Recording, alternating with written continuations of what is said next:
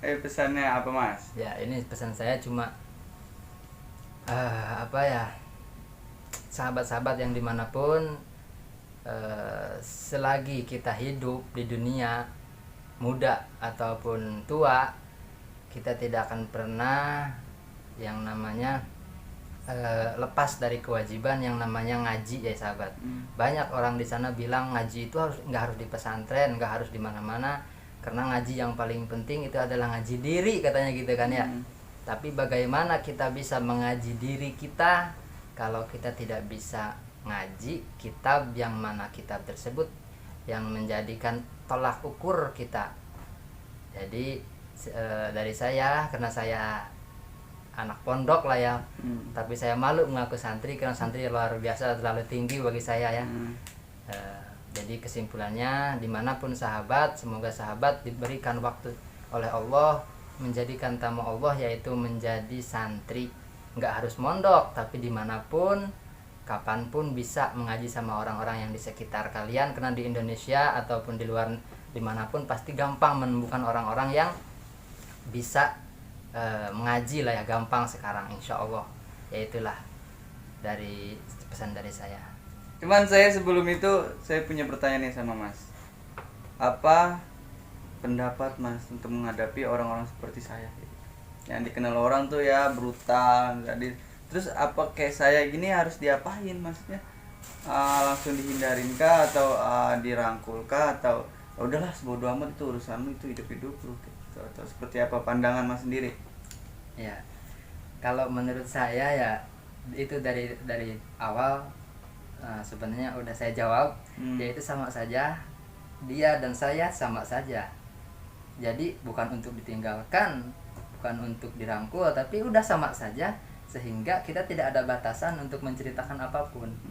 Ketika Mas ini mengerjakan kejelekan contoh, saya wajib memberitahunya.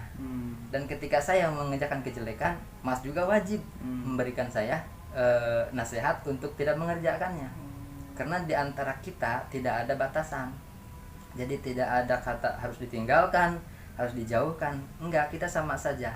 Cuma ya itu tadi, keadaan yang seperti membedakan, padahal enggak, sama saja.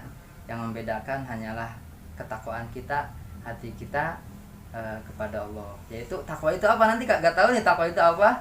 Takwa itu bahasa Arab. Jadi takwa itu imtisalu awamirillah wajtinabu nawahihi. Takwa itu imtisal, mengerjakan apa yang Allah perintah dan meninggalkan apa yang Allah larang. Itu namanya takwa. Dan dengan takwa tersebutlah kita bisa menjadi mulia di sisi Allah. Karena Allah itu lebih suka kepada orang yang menangis, merasa dirinya kotor, daripada orang yang setiap malam wiridan, ya tapi dia merasa dirinya lebih mulia, lebih baik dari orang tersebut. Iya, itu Allah tidak suka. Yang lebih suka itu Allah kepada orang, kepada hambanya yang merasa dirinya itu banyak dosa. Dan kayak gitu iya, ya. dan maaf, bukan saya apa ya. Enggak. Kebanyakan orang-orang yang seperti Mas ini, yang seperti wah kelam-kelam hidupnya, pasti dihantui dengan ya Allah saya membuat dosa ini. Selalu mengingat dosa. Maka itulah kebaikan yang sesungguhnya. Dan maaf untuk sahabat santri dimanapun, kadang santri itu merasa dirinya udah saya udah mondok nih sama orang baik gitu. Dan dengan perasaan itulah sebenarnya dia mempunyai kejelekan. Sebagaimana yang dijelaskan dalam kitab, jangan pernah kamu merasa dirimu baik kalau di dalam hatimu masih merasa baik. Gitu. Jadi berhati-hatilah kalau orang merasa baik, maka disitulah orang itu sebenarnya buruk. Ya. Tapi kalau selama itu orang melakukan kejelekan apapun tapi dirinya merasakan itu jelek, ketahuilah orang itu sebenarnya baik. Paham gak Mas? Paham. Ya. Jadi jangan pernah kalau kita nih berbuat kejelekan, tapi kita merasa diri kita baik, itu nggak boleh. Tapi itu nggak mungkin. Nggak mungkin. Kebanyakan orang yang buat kejelekan pasti dirinya akan merasa jelek.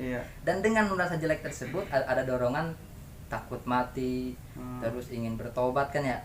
Tapi kalau sebaliknya bahaya, yang setiap malam wirid, yang setiap malam mengerjakan kebaikan-kebaikan, sehingga dirinya tidak pernah merasa dirinya banyak dosa, sehingga lupa dengan yang namanya tobat, dengan merasa lupa dengan yang namanya mengalirkan air mata. Sedangkan Allah lebih mencintai tangisan, seruannya orang yang merasa dirinya berdosa daripada suara tasbihnya orang yang sedang beribadah. Allah lebih suka orang yang menangisi dosanya, bukan yang suara tasbihnya selalu berputar, bukan, tapi yang merasa dirinya hina. Ya seperti itu. Bisa dipahami? Bisa. Jadi nggak ada batasan lah ya. Kita nggak ada batasan, kita saudara semua. Semoga pertemuan ini menjadikan kita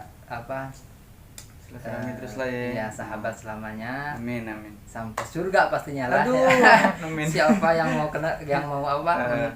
ke neraka lah ya, nauzubillah ya. Nauzubillah. Semoga kita berteman sampai surganya Allah. Ya itu. Mungkin ya penasaran gue tuh Mas udah terjawab lah oleh Masnya. Ya udah, terus gue respect banget sih sama orang-orang kayak gini, sumpah, yang mau ngerangkul kayak gitu, yang mau nerima orang-orang yang seperti yang covernya gue tuh adalah kelam lah. Ya udah, makasih banget nih. Jadi siapa ini? Aduh, ada aja. Ya udahlah ya sahabat, makasih ini sudah memberikan waktu kepada saya. Sebenarnya kan orang sibuk, tapi alhamdulillah biasa aja. Ya sahabat, sekian, semoga bermanfaat. Amin, apa yang telah kami tayangkan. Wassalamualaikum warahmatullahi taala wabarakatuh.